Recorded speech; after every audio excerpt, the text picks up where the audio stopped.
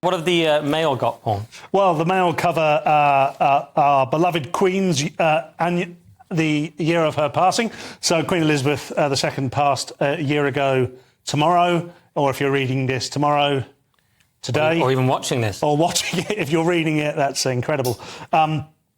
So, yeah, and full of all the sort of splendour and stuff you'd expect the Mail to bring to this particular story. I think, interestingly, whilst this doesn't cover it particularly well, I think King Charles has managed the last year fairly well. The reason I say that is because you've barely noticed him. Things haven't changed dramatically.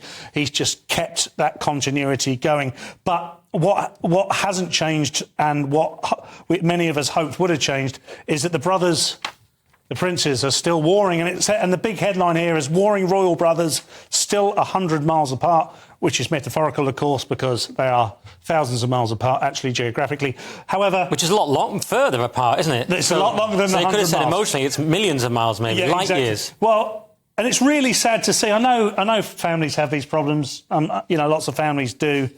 However, you can't help but feel that Harry's gone around certain things particularly badly. It's difficult to see where William has done too much wrong here. I think Harry hasn't handled things perfectly. It's quite a safe position on GB News. That's how I put it. That is pretty much half our story. Not many fans around here. Not really. But how do you feel about this, Nicholas? I mean, it's a year on since our beloved Queen's death, as Paul says. I can't believe it's been a year. We were all here talking about Queen at length, wearing black and stuff. Were you here at that time? Yes, Paul? I was, yeah. OK, yeah, and it is amazing. I suppose you get older, time moves quicker. One little anecdote, I was watching an interview with Chris Eubank Sr. He said something interesting. He said the honour of his life was being represented by invited by the Queen to this certain event. And he said that was the honour of his life because he'd always tried to emulate the Queen. And he said something really interesting. He said, everyone thinks I'm an oddball, but actually I was doing what you were supposed to do. So for someone like him, he looked to the Queen as like the way you're supposed to comport yourself. And actually that was what she was. And that actually sounds like a sort of,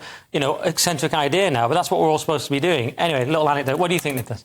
Well, I think King Charles has big shoes to fill. Obviously, Queen Elizabeth was a record-breaking queen in terms of the monarchy, very popular.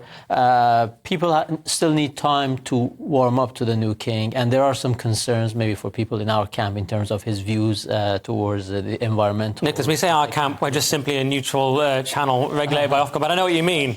You mean you and Paul and your young Republican gammon fest. The young Republicans over Republicans, gammons, I'm a centrist. Small C conservatives in the UK. But I know what you mean, the climate agenda, the wokeness. Yeah, there is skepticism over that, but let's give him time. Absolutely.